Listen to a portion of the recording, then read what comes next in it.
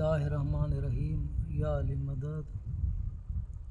مجھے اس وقت تعجب ہوتا ہے جب مولا کو ماننے والے شیعہ دوست یہ سوال کرتے ہیں کہ کیا ہم علی کو جل جلالہ کہہ سکتے ہیں۔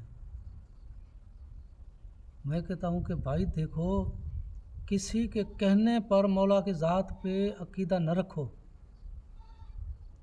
اگر تم مجھ سے پوچھ رہے ہو کہ ہم علی کو کتنا مانیں، تو یہ عقیدہ میرا ہوا، آپ کا نہیں ہوا، تو پھر آپ نے میرے کہنے پہ مولا پہ ایمان رکھا۔ کل میں علی کو چھوڑ دوں، تم چھوڑ دو گے؟ تمہارا ایمان تو تب تک ہے جب میرا ایمان ہوگا۔ جو آپ کا جی چاہے، جو آپ کی قلب میں گنجائش ہو، کیونکہ مولا کو ماننے کی اور مولا سے محبت کرنے کی نہ قرآن میں حد ہے نہ حدیثوں میں حد ہے۔ جو جی چاہے مولا کو مانو، کسی پوچھنے کی ضرورت نہیں ہے۔ میرا عقیدہ میری گنجائش کے مطابق ہے، آپ اپنا عقیدہ اپنی گنجائش کے مطابق رکھیں، کسی سے پوچھنے کی کوئی ضرورت نہیں ہے۔ اچھا، علی کو وجہ اللہ تو سارے شیعہ مانتے ہیں، اور یہ تو غیر بھی مانتے ہیں، کرم اللہ وجہ کہتے ہیں مولا کو۔ وجہ اللہ کی معنی کیا ہے؟ اللہ کا چہرہ۔ اب کسی کو غصہ آئے یا خوشی ملے، پتہ کیسے چلے گا؟ چہرے سے۔ تو اللہ کے جلال اور اللہ کے غصے کا اور اللہ کی خوشی کا، اللہ کی رضا کا پتہ علی سے چلے گا، کیونکہ علی اللہ کا چہرہ ہے۔ 39 دن گزر گئے جب یہودیوں نے تنگ کیا حضور کو، تو حضور مدینے سے لشکر لے کے خیبر پہنچے۔ خیبر کے دروازے پہ 17 یہودی پہرے پہ کھڑے تھے، کیونکہ قبیلے بھی 17 تھے، ہر قبیلے کا ایک ایک فرد۔ 17 یہودی کھڑے تھے، حضور کو دیکھا، انہوں نے پوچھا کہ کیا ارادہ ہے؟ حضور نے فرمایا کہ تم نے بہت تنگ کیا ہے، یا تو کلمہ یا تو جنگ۔ انہوں نے حضور کے شان میں گستاخی کی۔ یہودیوں نے کہا کہ ہم نے سنا ہے کہ تم نے نبوت کی دعویٰ کی ہے۔ حضور نے فرمایا دعویٰ کیا، میں نبی ہوں؟ یہودیوں نے کہا کہ ہمارا نبی جو موسیٰ تھا وہ پیشین گویا کرتا تھا، اور ساری پیشین گویاں اس کی سچ ثابت ہوتی تھی۔ اگر واقعی تو اللہ کا نبی ہے تو کوئی پیشین گوئی کر۔ ابھی جنگ ہوئی نہیں ہے۔ حضور نے کہا کہ جنگ ہوگی، مرحب مرے گا، 40ویں دن میں خیبر فتح کروں گا۔ یہ خیبر کا اصلی سبب ہے۔ اب 39 دن گزر گئے، کوئی بھی کامیابی کا آثار ظاہر نہیں ہوا۔ مجاہد جاتے رہے، واپس آتے رہے، جاتے رہے، واپس آتے رہے، نہ خود مرے نہ کس کو مارا۔ اور یہودی اس بات پر خوش تھے کہ دن ضائع ہو رہے ہیں، اور ضائع ہو رہے ہیں، اور یہودیوں کی کوشش بھی یہ تھی کہ کسی بھی طرح یہ 40 دن گزر جائیں۔ جب 40واں دن آیا تو یہودی عورتیں قلعے کموز کی چوٹی پر چڑھ کے ناچ گانا شروع کیا اور بلند آواز سے کہا، اے محمد، کل تیری نبوت کا آخری دن ہے، تیری بات جھوٹی ہو جائے گی۔ بدتمیز عورتوں کے بدتمیز لفظ شریف پیغمبر کے کانوں پہ پڑے۔ کبھی بھی پریشان نہ ہونے والا نبی پریشان ہوا۔ سلمان، جی مولا میرے لیے مصلح بچھا۔ سلمان نے مصلح بچھایا۔ حضور نے اپنے رب سے رابطہ کیا۔ میں نے پہلے بھی آپ کو بتایا کافی ویڈیوز میں کہ یہ جو صلاۃ ہے، یہ جو نماز ہے، یہ اللہ سے رابطے کا نام ہے۔ حضور نے اللہ سے رابطہ کیا، اے میرا پروردگار، تم نے کہا کہ علی کو مدینے چھوڑا، تیرے کہنے پہ علی کو مدینے چھوڑایا، یہودیوں کو چھیڑ بیٹھا۔ میری صداقت دنیا بھر میں موجود ہے۔ میں نے بھرے خلق میں یہ دعویٰ کی ہے کہ 40ویں دن خیبر فتح کروں گا۔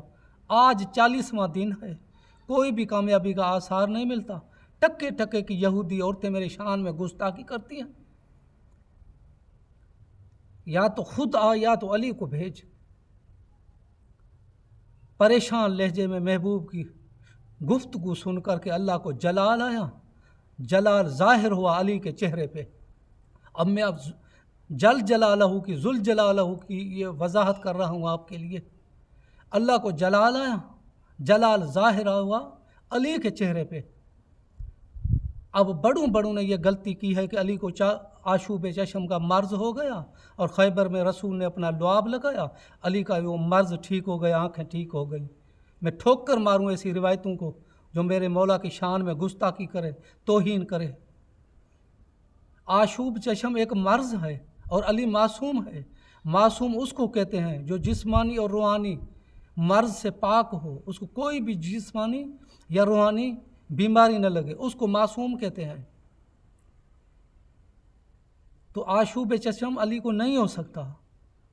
اب ایک روایت ہے، میں مختصر کرتا ہوں۔ شیخ بہائی ایک عالم ربانی ہے، زندگی کے آخری حصے میں آخری عمر میں وہ نابین ہو گیا۔ آنکھیں تو پھر بھی آنکھیں ہیں نا، دل تڑپتا ہے کہ میں دیکھوں تو کیسا اچھا نہ لگے گا، دل میں یہ حسرت تو ہے دیکھوں مگر کیسے۔ ایک دن اپنے گھر بیٹھا تھا، اچانک اس کے کانوں پہ شور پڑی۔ شاگردوں سے پوچھا کہ شور کون سا ہے، کیا شور ہے؟ انہوں نے کہا کہ آج چہلم کا دن ہے اور قافلہ جا رہا ہے مولا رضا علیہ السلام کے حرم میں۔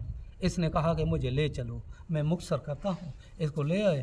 اس نے کہا کہ مجھے وہاں بٹھاؤ جہاں مولا حسین کے عزادار اپنی جوتیاں اتارتے ہیں۔ اس کو بٹھایا گیا، آنکھوں سے اندھا تھا، ایسے ہاتھوں سے بٹور کر کے وہاں اس نے خاک اٹھائی، اس خاک کو سلائی سے آنکھوں میں لگایا، آنکھیں روشن ہو گئی، بینائی مل گئی، فوراً دیکھنے لگے۔ اب میں مسلمانوں سے کہتا ہوں کہ مولا حسین کے عزاداروں کے جوتوں کی تلوے کی خاک ایک عالم ربانی کی آنکھوں کو روشن کر سکتی ہے، بینائی دے سکتی ہے۔ کیا اس علی کو آشوب چشم ہو سکتا ہے؟ یہ مرض ہو سکتا ہے؟ نہیں، یہ مرض نہیں تھا، یہ اللہ کا جلال تھا جو علی کے آنکھوں میں ظاہر ہوا تھا۔ زندگی میں پہلی بار میرا مولا رکابوں پہ اٹھ کھڑا، رکابوں کے اٹھ پر میرے مولا نے تلوار تو لی۔ اللہ نے جبرائیل، میکائیل، اسرافیل کو کہا جاؤ علی کے جلال کو روکو، اگر اس حالت میں علی کی تلوار چل گئی نہ فرش بچے گا نہ عرش بچے گا۔ اسرافیل نے بازو پکڑا، میکائیل نے کلائی پکڑی، جبرائیل نے پر بچھایا۔ مرحب کے سر پہ خود کے نیچے پتھر کے نیچے لوہے کی زرہ۔ علی کی تلوار ہر شے کو کاٹتی جبرائیل کے پر کو زخمی کر دیا۔ جبرائیل آیا رسول کو مبارکباد دینے کے لیے، رسول کی نظر پڑی صفیہ پر، یہ بعد میں رسول کی حرم بنی ہے۔ رسول نے کہا کہ تو کیسے زخمی ہوئی؟ اس کے سر پہ پٹی باندھی تھی۔ یہ کہتی آئی کہ جب علی نے اپنی 2 انگلیاں خیبر کے فولادی دروازے پہ ڈال کے ان کو جھنجھوڑا، ان کو جنبش دی، تو میں 7ویں قلعے قموس کی چوٹی پہ تخت پہ بیٹھی تھی، وہاں سے گری، میرا سر زخمی ہو گیا۔ جبرائیل مسکرا کے کہتا یا رسول اللہ، میں نے سوچا کہ فقط میں زخمی ہوا ہوں، یہاں تو علی کے جلال کے وار نے عرش و فرش کو زخمی کر دیا ہے۔ حضور نے فرمایا کہ اے صفیہ، جب علی نے قلعے کو جھنجھوڑا تو اس قلعے کی جڑیں پانی کی سطح تک اتر گئیں، 7 زمین 7 آسمان لرزے، اور اللہ کا عرش علی کے جلال سے کے خوف سے کانپنے لگا۔ اس کو کہتے ہیں جل جلالہ، اس کو کہتے ہیں ذل جلال۔ اللہ کا جلال یا اللہ کا کرم ظاہر علی سے ہوگا، کیونکہ علی وجہ اللہ ہے، علی اللہ کا چہرہ ہے۔ اسی وجہ سے میرے مولا علی مشکل کشا کو جل جلالہ کہا جاتا ہے، وجہ اللہ کہا جاتا ہے، ذل جلال کہا جاتا ہے۔ قرآن پاک میں آیت ہے، سورہ رحمان کو پڑھنا، کل من علیہا فان و یبقی وجہ ربک ذو الجلال والاکرام۔ ہر شے فنا ہو جائے گی، باقی رہے گا اللہ کا، رب کا جلال اور کرم والا چہرہ۔ رسول کی حدیث ہے کہ جس نے خلوص دل سے لا الہ الا اللہ پڑھا وہ اللہ کا چہرہ دیکھے گا۔ امام جعفر صادق سے پوچھا گیا مولا کیا اللہ نظر آئے گا؟ امام نے کہا کہ نہیں، جو آج نظر نہیں آتا وہ کل کیسے نظر آئے گا؟ مولا پھر یہ رسول کی حدیث ہے، جو بھی خلوص دل سے لا الہ الا اللہ پڑھے وہ اللہ کا چہرہ دیکھے گا۔ امام نے فرمایا کیا تم نے قرآن نہیں پڑھا؟ کل من علیہا فان و یبقی وجہ ربک ذو الجلال والاکرام ہر شے فنا ہو جائے گی سوائے رب کے جلال اور کرم والے چہرے کے۔ اور وجہ اللہ لقب ہے میرے دادا علی کا، محشر کے دن اللہ میرے دادا علی کو کہے گا کہ میں نے اپنے چہرے پر جتنے بھی پردے ڈالے ہیں یہ سب پردے ہٹا کر آج اس مخلوق کو، امت رسول کو میرا جلال اور کرم والا چہرہ دکھا۔ میرے دوستو، اپنا عقیدہ اپنی قلب سے رکھیں، اپنی گنجائش سے رکھیں، کسی کے کہنے پر مولا کی ذات پہ عقیدہ نہ رکھیں۔ اور یہ بھی مت سوچنا کہ علی ہمارے دماغ میں آئے گا، علی عقل میں نہیں آئے گا، علی دماغ میں نہیں آئے گا، کیونکہ علی جب اللہ کے گھر میں آ جائے تو پتھر کی، کعبے کی پتھر کی دیوار ٹوٹ جاتی ہے۔ تمہارے ہمارے دماغوں کی حیثیت کیا ہے؟ کبھی بھی علی کو عقل میں بٹھانے کی کوشش مت کرنا، اور قلب سے میرے مولا کو جو ماننا ہے وہ مانتے جائیے، اور اس کی کوئی بھی شرط نہیں، کوئی بھی حد نہیں ہے، نہ علی کو ماننے کی قرآن میں حد ہے نہ حدیث میں حد ہے۔